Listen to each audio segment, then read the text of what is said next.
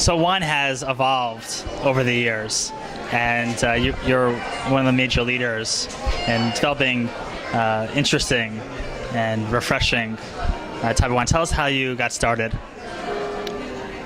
I got started by chance. I planted a small vineyard next to the house, and the first wine we made was in '92, and it was when it was bottled in '95. It was a great success. I don't really know why. Sometimes the best things in life are by chance. And once you saw that it worked, what were some of your motivations, and how did you actually get started?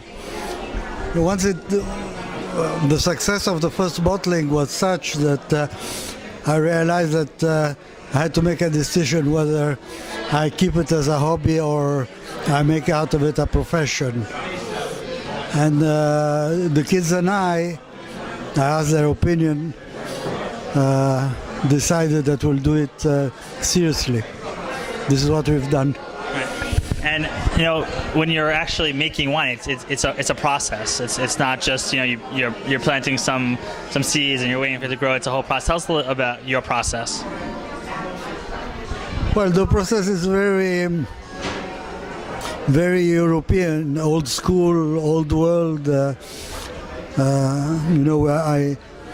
I am looking in wine for finesse, elegance, smoothness, but a good acidity, also a good backbone.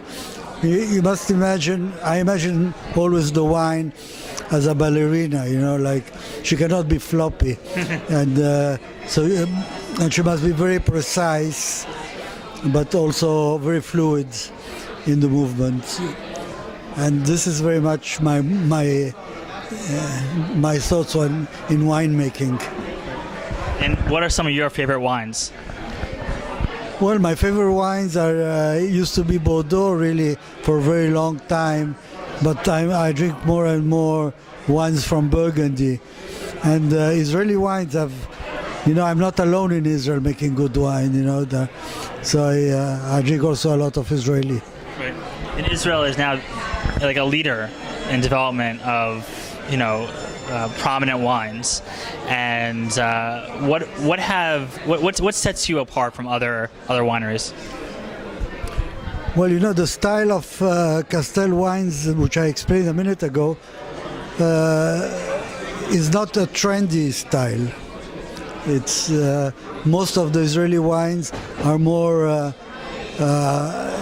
New World Californian style in wine, and so this is what differentiates us. And this is also, not very popular. That means most of the wine drinkers in Israel prefer the New World style. But I have enough. I have a sole winery, so we have enough clients, but it's still different. And the fact that it's very European, very French, makes it us separate from the rest of. And Passover is coming, and everyone wants to find that right blend to enhance their Pesach table. What are some wines that go well with like meat, potato, kugel? Look, Castel Reds, the Grand Vin and the Petit Castel go very well with lamb. And I don't know, in my house anyway, in my family, we had always a leg of lamb at Pesach. So it goes, and that wine goes very well with it. No, it's true. It also, I think that when you're having a meal, when you have that first taste of your wine, that it brings it all together. What are some of the things that you look forward to when you drink the wine? Look, the thing is that in wine, wine has to do two things. One thing is it has to be tasty and refresh your mouth when after having eaten something or before eating something, and then it has to stay long enough there so that it will give you something for the next bite, something to add, a taste to add to the next bite. So a good wine usually will evolve in the glass. If it doesn't evolve in the glass, it's also not interesting, because every new sip you will taste like the previous sip.